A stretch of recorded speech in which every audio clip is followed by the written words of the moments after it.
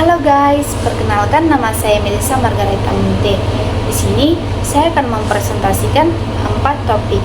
Yang pertama, teknik relaksasi pernapasan. Yang kedua, teknik artikulasi. Yang ketiga, tongue twister. Dan yang keempat, baca di depan cermin. Nah, yang pertama saya akan memvideokan teknik relaksasi pernapasan 748. Yuk simak videonya.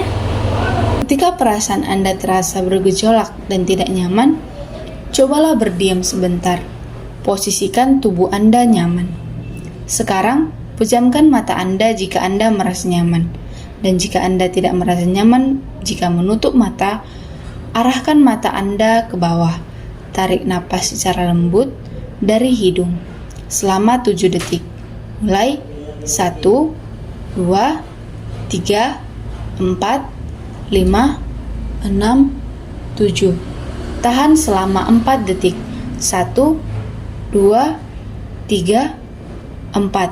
Dan keluarkan selama 8 detik. 1, 2, 3, 4, 5, 6, 7, 8. Ulangi terus hingga Anda merasa nyaman. Yang kedua yaitu teknik artikulasi, di mana teknik artikulasi adalah cara pengucapan kata demi kata yang benar dan jelas. Contohnya dapat kita ucapkan seperti ini. Pata kabagada, piti kibikidi, putu kubugudu, pete kebegede, poto kobogodo. Nah, seperti itulah pengucapan teknik artikulasi. Yang ketiga adalah tongue twister. Nah, tongue twister ini adalah kata yang sulit diucapkan karena memiliki bunyi yang mirip atau berulang. Tongue twister ini juga sering dilakukan untuk melatih pelafalan dan kelincahan dalam berbicara. Nah, saya akan memberikan 5 contoh tongue twister.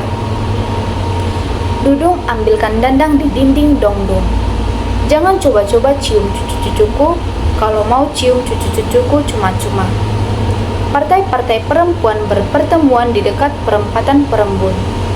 Rika tarik-tarik Rok Rina dan Rina tarik-tarik Rok Rika.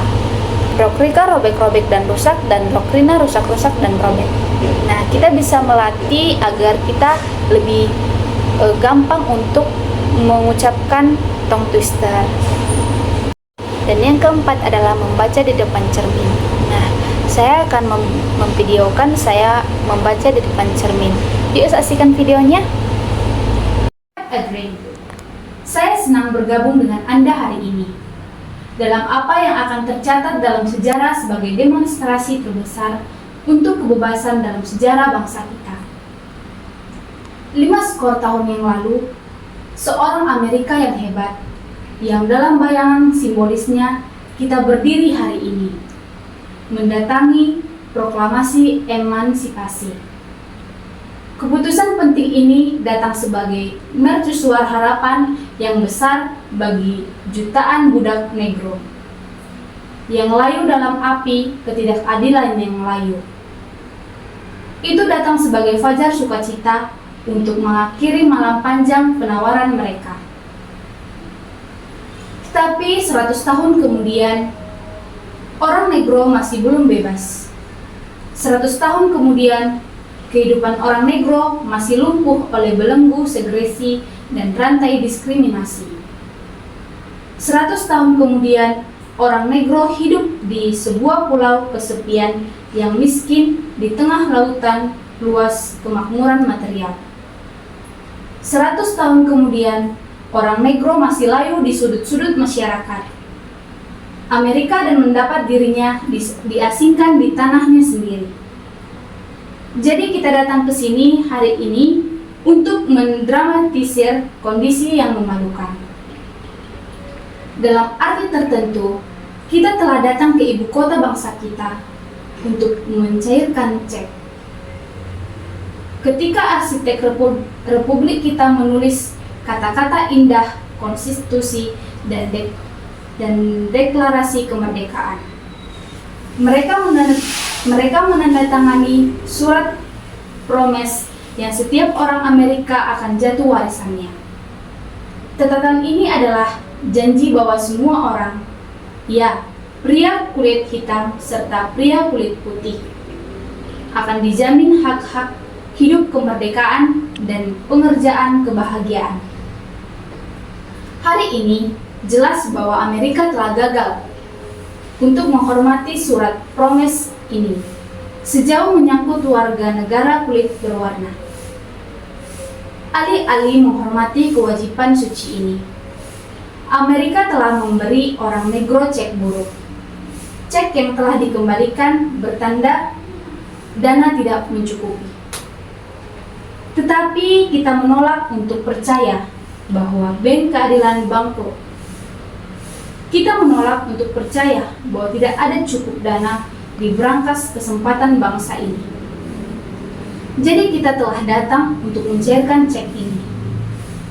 Cek yang akan memberi kita kekayaan permintaan, keadilan, dan keamanan.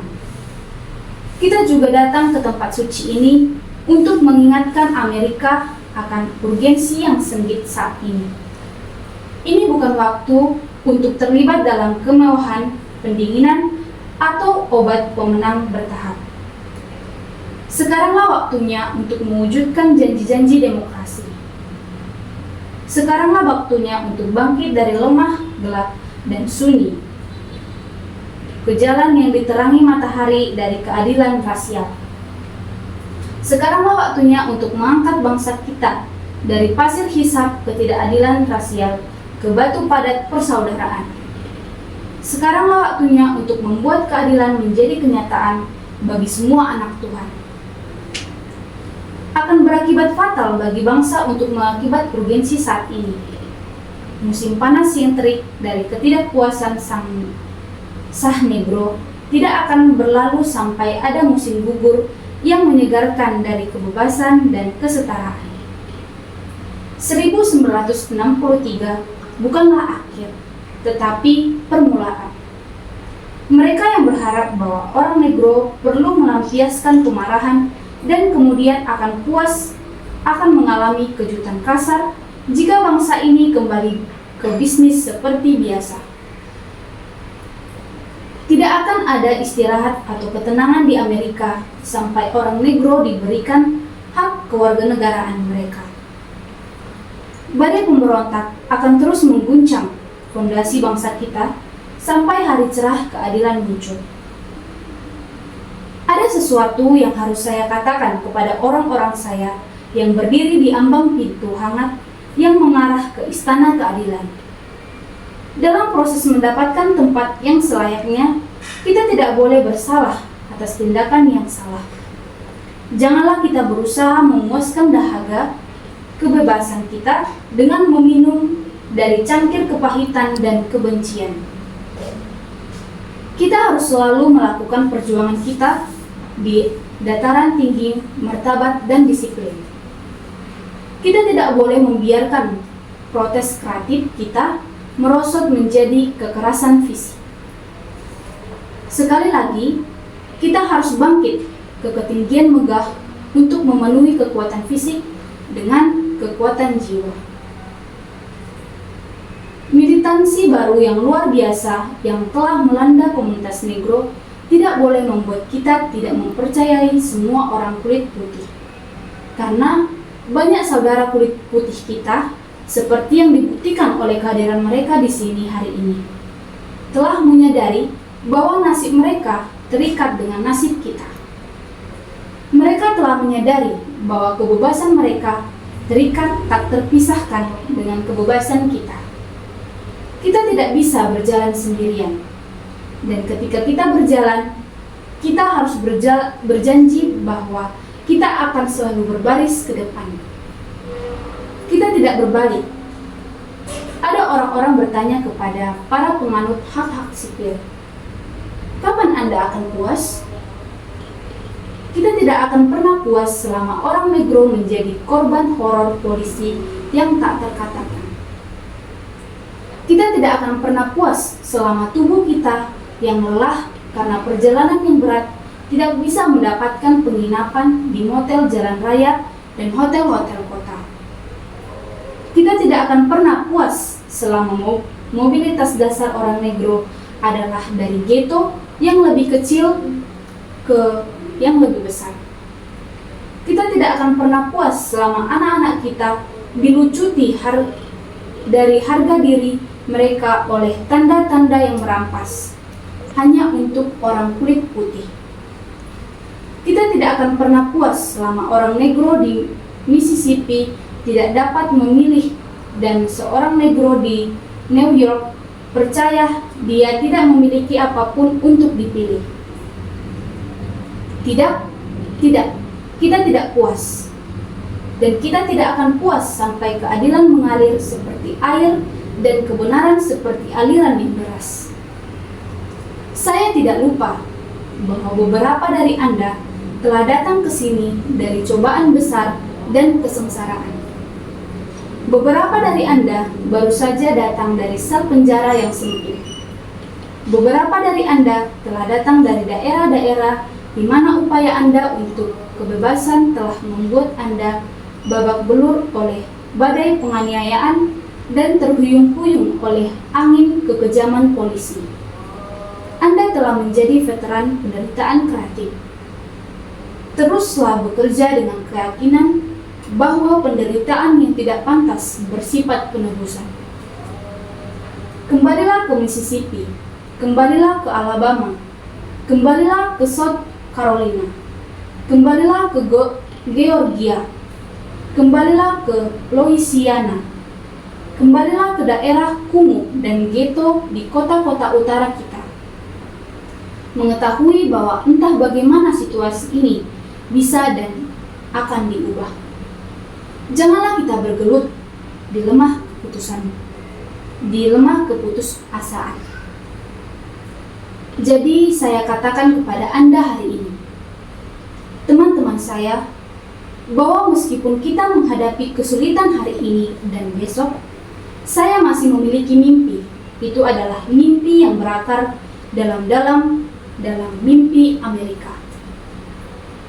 Jadi saya katakan kepada Anda hari ini, saya memiliki mimpi bahwa suatu hari bangsa ini akan bangkit dan hidup sesuai dengan makna sebenarnya dari keyakinannya. Kami memegang kebenaran ini sebagai bukti nyata bahwa semua manusia diciptakan sama. Saya memiliki mimpi bahwa suatu hari di bukit-bukit merah Georgia, putra-putra mantan budak dan putra-putra mantan pemilik budak akan dapat duduk bersama di meja persaudaraan. Saya memiliki mimpi bahwa suatu hari nanti, bahkan negara bagian Mississippi, negara bagian yang gerah oleh panasnya ketidakadilan, gerah oleh panasnya penindasan, akan diubah menjadi oasis kebebasan dan keadilan. Saya memiliki mimpi bahwa keempat anak kecil saya suatu hari nanti akan hidup di negara di mana mereka tidak akan dinilai dari warna kulit mereka, tetapi dari isi karakter mereka. Saya memiliki mimpi hari ini. Saya memiliki mimpi bahwa suatu hari nanti di Alabama dengan para rasisnya yang panas, yang ganas, dengan gubernurnya yang bibirnya menetes dengan kata-kata interposisi dan pembatalan. Suatu hari di sana, di Alabama, anak laki-laki dan perempuan kulit hitam kecil akan dapat bergabung dengan anak laki-laki dan perempuan kulit putih kecil sebagai saudara perempuan dan saudara laki-laki. Saya memiliki mimpi hari ini. Saya memiliki mimpi bahwa suatu hari setiap lembah akan ditinggikan dan setiap bukit dan gunung akan dibuat rendah. Tempat-tempat kasar akan dibuat datar dan tempat-tempat bengkok akan dibuat lurus. Dan kemuliaan Tuhan akan dinyatakan dan semua daging akan melihatnya bersama-sama. Inilah harapan kita. Inilah iman yang saya kembali dengan ke selatan.